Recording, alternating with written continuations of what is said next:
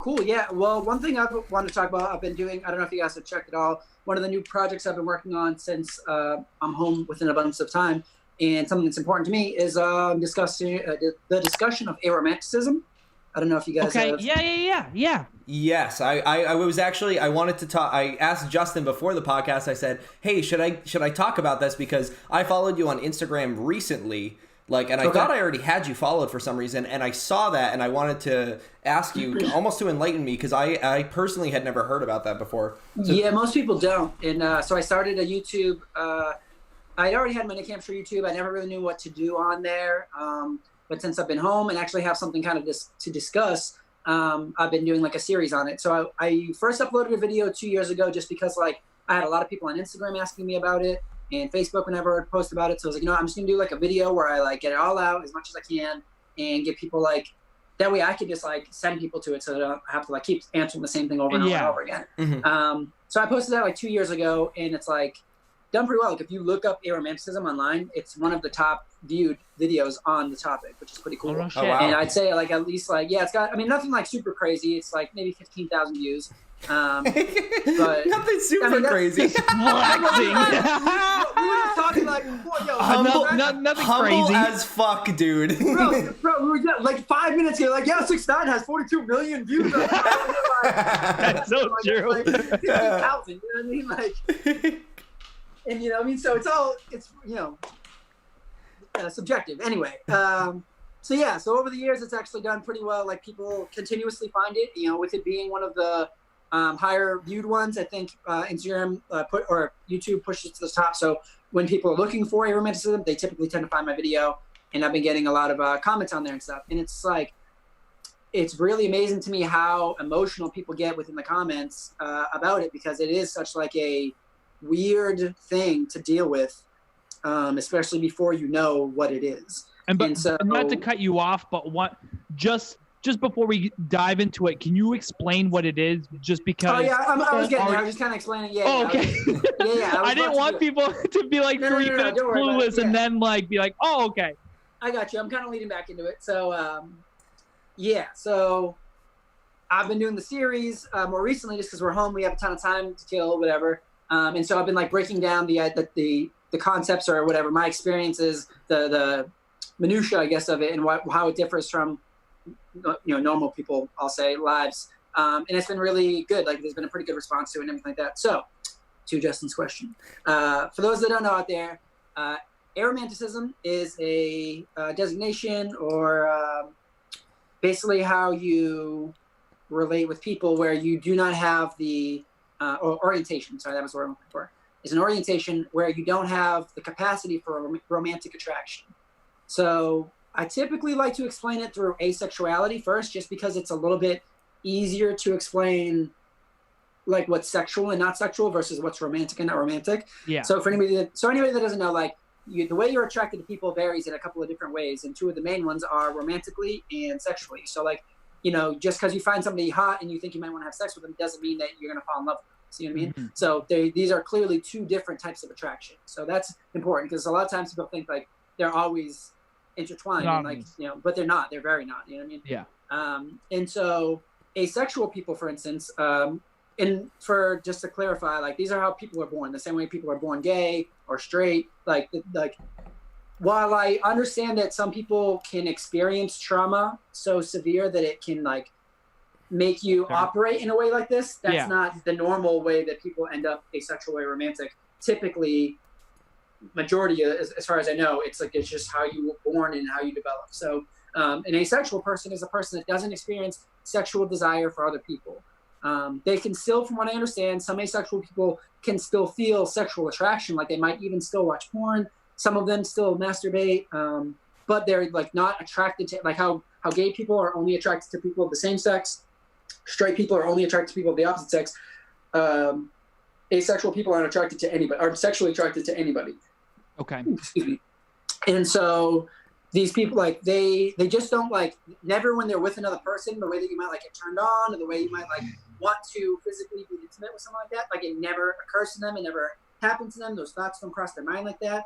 And there's kind of a spectrum on how deeply that affects you with being in those circumstances, where some asexuals can still be sexual. It just doesn't do anything for them. Mm-hmm. Whereas some people are like sexually repulsed, meaning like if they were to try to be in a sexual relationship or situation, it would physically make them like repulsed by the circumstances.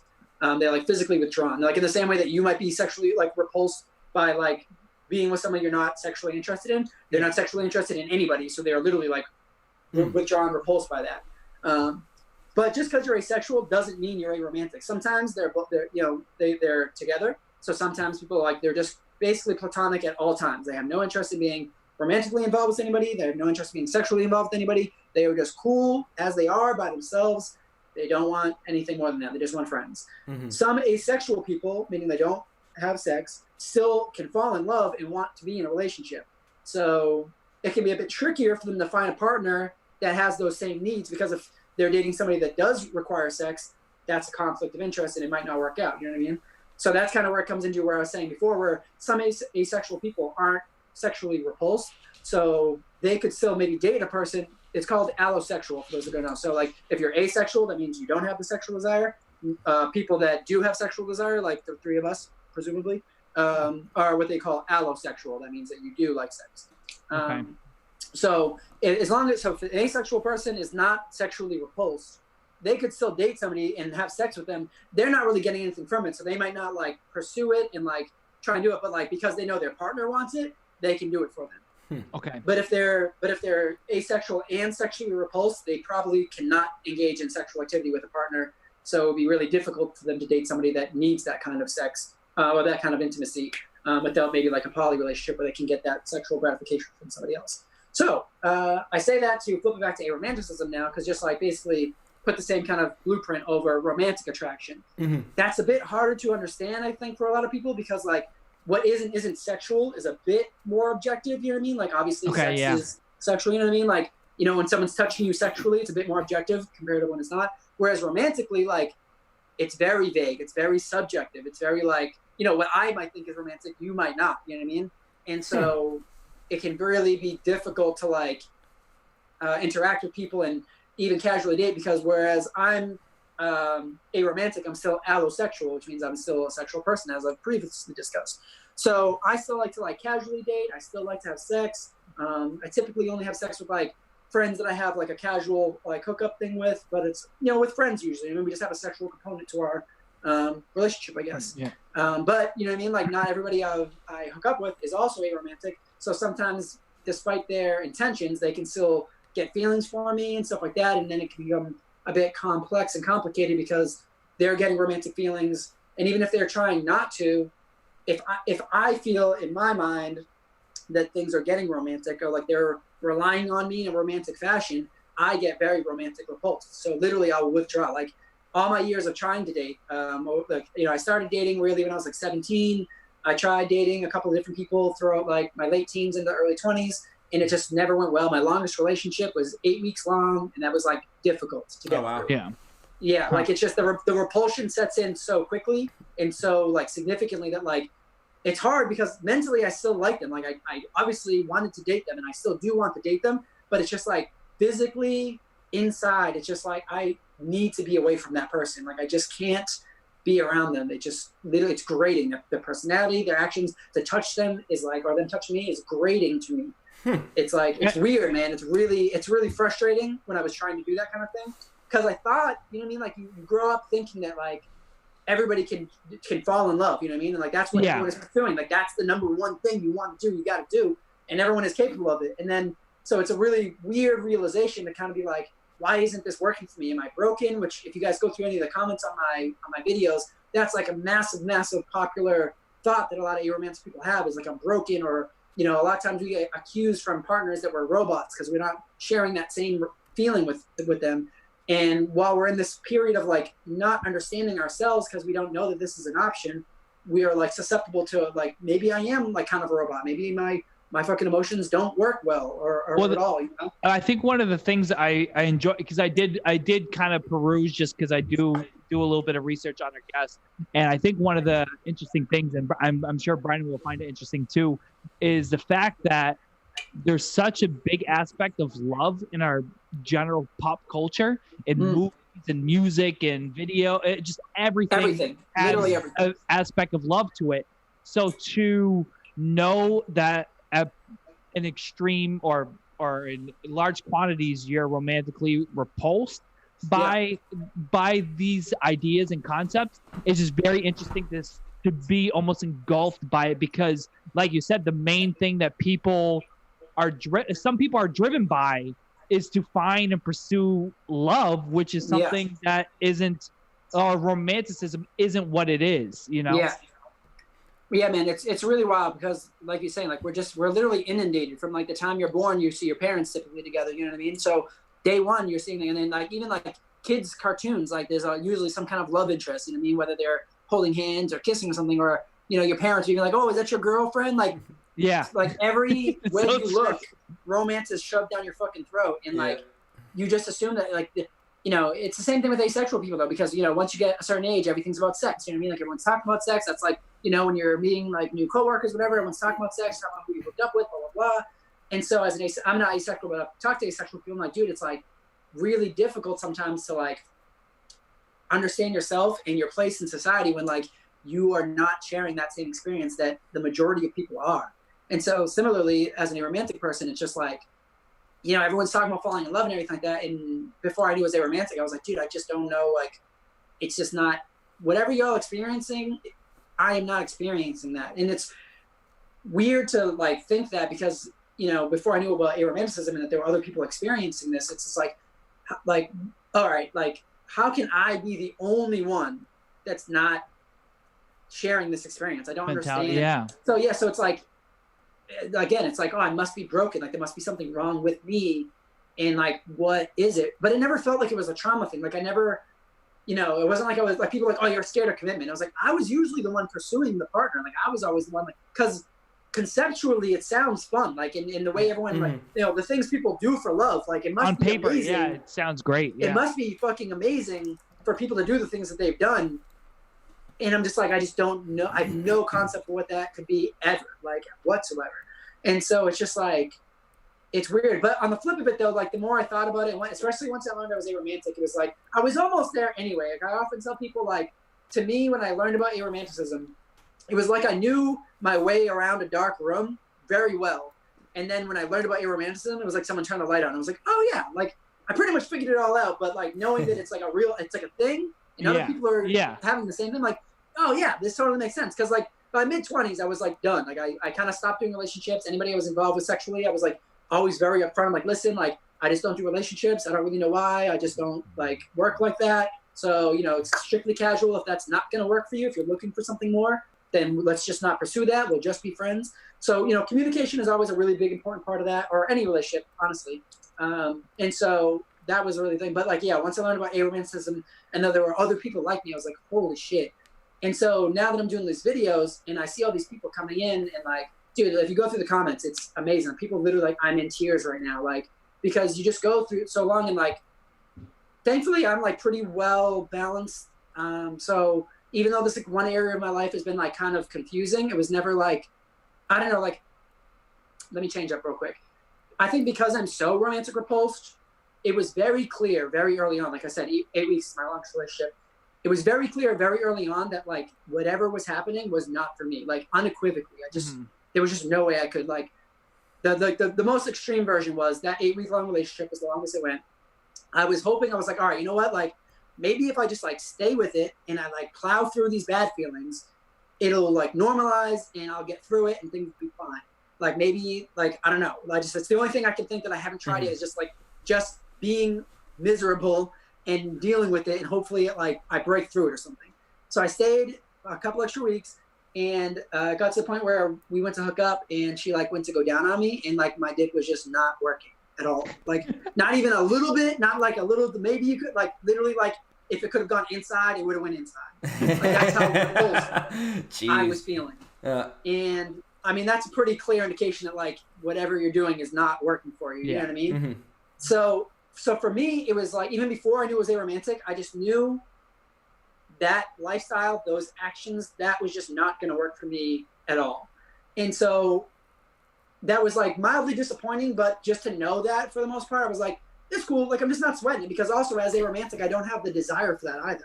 So it's never like I'm sitting home like, oh, I'm so lonely. Like, oh, I wish I had someone. Like, I have none of that. I enjoy my alone time a great deal. So I was like, maybe it'll be an issue at some point, but I really don't really care that much right now. And then I learned about Aromanticism, and I was like, oh, cool. Like, now I definitely don't have to worry about this. It's just how I am, and that's perfectly fine. We're great. So for me, I felt really blessed to have had such a like significant response. But a lot of aromantic people are like not quite as repulsed as me. Like, they're a little further in on that spectrum, I think. So it's a lot more of a gray area for them. So like, they're constantly in this like they've been in relationships for like 3 years questioning. And I'm like, I could never have done that. It's so significant. So that would have been. So there's a lot of people that are really stuck in this like middle ground a little bit with like, they're mostly aromantic. You know what I mean? They have a thing called gray romantic, where it's like 1 in a million people might be okay, but everybody else is not going to cut it, and you're still going to be aromantic. So these people are like literally forcing themselves through that, like that relationship I was in, where like my dick stopped working. Like, I had friends, aromantic friends, who were like, yeah, man, I just stuck with it because I thought you're supposed to. Like, it's the societal norm. Yeah, exactly. And so there's people like in these comments like, dude, I am in tears right now. Like, all this time I've been trying to fix myself or change myself or figure out what was wrong, and now this just all makes so much sense. And so it's been really like amazing to see people responding so significantly to it, and it's just been really fun to connect with people in that sense, and really just like, again, for an experience that I thought I alone was having, to like continue to hear people like say back to me their experience that so closely matches mine. It's just like, holy shit, like I've never heard another human, well, now I have, but at the time I was like, I've never heard another human share these same even sentiments. comprehend. Yeah, like honestly, even trying to talk to other people, like potential partners or just people in casual conversation that I'm talking to about it, like they'll be like, that's not a thing. Like, what are you talking about? Yeah. They look for an excuse, or like, hey, like there's no, that doesn't, that's not a thing. It's not, it's because you can't relate. It kind of goes, that can't be true. It's just such a unique thought to them. You know what I mean? That they can't conceive that it's a thing. You mean, like, they're just never even consider that as an idea. Mm-hmm. And so that's even like accepting it for yourself. It's like, wow, like that's wild. But like, I know it to be true because I am it, you know? Yeah. And it's different than being like, I'll never find love, for the like the social norm of like being depressed because you get broken up with and you'll never find the right one and everything. It's a complete that's a big thing too. It's like sometimes people will assume like, oh, this is just like a reaction to love. You know, like, but like, it's not that. It's literally like, again, it's like the 6ix9ine thing. It's like, it's not I hate love or I love love. I literally don't. It does not faze me at all. Like, I don't. So you're aromantic with 6ix9ine is what you're saying? Yeah, basically. Yeah. What's interesting about it is that the approach that you took, it seems like there was such a lack of terminology that when you posted that video, people could finally, I don't want to relate it to mental illness at all, but the aspect, like I've had cluster headaches for like 10 years now, and I never knew what it was until I was able to have a term for it, and then I was able to have someone describe it for me, and then that finally eased me. Exactly. That was the light switch that turned on, and I think you doing that for other people is so inspirational because you can give them that terminology, you can explain your experiences, which ultimately helps other people like accept the way they feel, which is which is wonderful. Yeah, it's been really cool because a lot of people, I think, like don't know that there's a terminology for it. And honestly, just having the vocabulary for it makes it so much easier. Even like when I'm talking to partners, like back in like my 20s, before I knew it was aromantic, but I knew how I was. Mm-hmm. You know, you're trying to explain like, oh, I just don't do relationships. I'm not, only casual. Like, there's just a lot of ambiguity, and it's hard to really be like clear with it's ambiguous to me in my brain. So trying to make that picture clear to another person is almost impossible. Exactly. Yeah. But it's like it's like someone who can see, or someone who's blind trying to tell someone who sees what they see. Like it's exactly. Mm-hmm. And so so having the terminology definitely makes people like listen more, and like because they know like when you try to explain to someone like, oh, I just don't do relationships, casual. Well, these are all words people know, and so they already have like thoughts like ascribed to these ideas, and people ascribe to those ideas. When you're like, oh, I'm aromantic, that immediately is a new term that they've never heard. So immediately they're like, okay, blank chapter. You know what I mean? Like blank page. Giving you the information that you're talking about. So automatically by having a term for it, they're like a little bit more readily available to accept what you're saying. Not entirely. Some people are still a bit closed, but it definitely helps having the terminology. And that's a big reason why I've also been making the videos, is because, I went to school for communication. I consider myself a pretty like well-articulated person and stuff like that. So I really have enjoyed making these videos, for aromantic people to find and help themselves like connect and hear their experience from another person, spoken about clearly, but also create these as tools for them to use with people in their lives, in case they're not very, good with words and able to communicate clearly. So they can just like literally copy and paste my link to their friend, potential partner, their parents, be like, hey, like this is what I'm experiencing. I can't really explain very well, but this dude has. So like watch this. And then if you have any questions about my specific experience, ask me and we can kind of go from there. You know what I mean? So that's been a really important part and cool part about the video series I've been making. And I like have a whole list of more video topics on just like how my experience as an aromantic person differs from like the average dating and experiences. So. And how long were you able to grasp that terminology? Like, do you know, like, at a specific point or what age you got to that said, okay, this is what it is. I'm aromantic. I finally have the vocabulary for it now. So that's been pretty interesting, too, because I think I was around, like, 26 or 27 by the time I learned about it. So it's been a couple of years now, but okay. A lot of time that I didn't have it. But now I'm, like, in a couple of, like, aromantic groups. There's, like, a subreddit, and there's, like, a Facebook page or whatever. And so I'm on there, and I'm like, I made a post just the other day, actually, and I was like, hey, guys, like, just out of curiosity, how old are you guys, and how long have you guys known about the term? Excuse me. And literally, like, the vast majority are like, oh, yeah, I'm 16. I learned about this when I was 13. And you're like, if I had those tools when I was younger, I would have been fucking set. Yeah. I can't believe it. It's unbelievable. Like, dude, this literally 13-year-old. They're like, oh, yeah, I'm pretty sure I'm aromantic. I'm like, and now, like, initially my thought is to be like, God, like, give it some time. Yeah. But I think you can have, like, an indication that early. Same thing as, like, being gay, I think. Like, you can have that. You might not know for sure. Yeah. But, there's a lot of people that sometimes they feel really sad when they find out or they're thinking that they're aromantic because, like, they, to some people, when you've been building up what romantic relationships can be and getting married and stuff can be, like, it's so romanticized and fantasized about.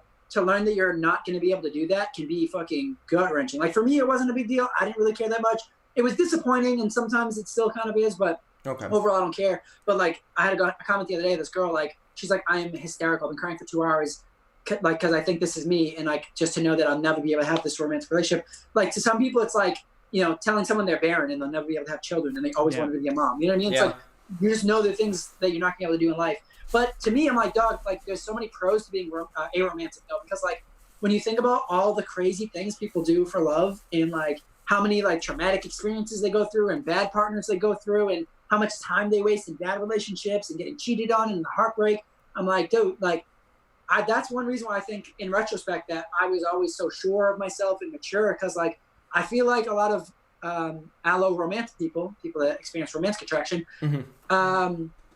take a lot of time to kind of get to like a good foundation of who they are. It's because I think for a long time, they're constantly kind of like leaving a space in their foundation for a partner because you're expecting to build together. Like, I think you're always kind of like leaving that space there for somebody. So they're never like 100% building themselves yet until like they have that one bad relationship that ends like, mid-20s, like, man, I got to figure out who the fuck I am, Like, yeah. I already knew, like, I was like, dude, I've never been waiting for somebody. In fact, I don't know what having someone here would be like. So like, my foundation has been concrete for like since my teens. So I was really watching people like, people in their 20s and even like late 30s or early 30s, whatever, kind of like reinventing themselves or figuring out who they are. I'm like, y'all are late as fuck. Like, being aromantic has given me such focus to like all the time. Like, consider this, guys. Like, I think about all the time you spent trying to get laid as a teenager or like whatever. And imagine you had all that time back to put towards creative excellence. Oh my God, man! I could have written a novel by now, man. That's my dream, and I could have done it. And that's what I'm saying. So, yeah, I mean, it's just people get really bummed about at first when they think about it, but I'm like, guys, give it some time and know that there's like advantages to being able to like focus on yourself. Plus, another thing I mentioned in another video is like relying on romantic relationships to be your primary source of love is so inconsistent and dangerous because, as we see, they're inconsistent. They like. You know what I mean? You're breaking up, you're getting cheated on, whatever. Like for me, my primary, wells of love come from my family and my friends. And those are far more stable relationships to base that resource of love on. You know what I mean? So again, to me, like there's just tons of pros to being aromantic. I'm not going to say it's better or worse than not being aromantic. But there's pros for you. Experience. Yeah, it does seem like a cool experience. That I am bummed that it seems like a great experience that I would have loved to have like done, but having not gotten that and having gotten the advantage that I do have, I'm like, I kind of think I got the better aspect of the deal. So I think first we should say thank you for shedding light, and you're definitely paving the way for a younger community to have that terminology and be able to explain it. So we definitely appreciate that. Real quick, I would definitely check anybody who's listening. Check out the album Aromanticism by Moses Sumney. He's a fucking incredible musician and vocalist, and like it was the first time I've ever heard music that spoke to me on that deep of an emotional level, because typically all the music is like love songs or heartbreak songs, and I've never experienced either of those. So to me, it was always like, oh yeah, like he's really sad, or like they're really happy. But like this was a guy, like he's got a song, the like main song is called "Don't Bother Calling, I'll Call You," which is kind of about him being romantically repulsed. And then there's another song called "Doomed," where he's asking like, if my heart is idle, am I doomed? In other words, like if I can't feel this romantic love that everyone's talking about, am I doomed? Like, am I even like, am I experiencing life to the fullest, you know? So it was the first time I've like really emotionally connected with music on that level. And it was, plus musically, sonically, it's incredible. So definitely go check it out. Moses Sumney, Aromanticism. It is amazing.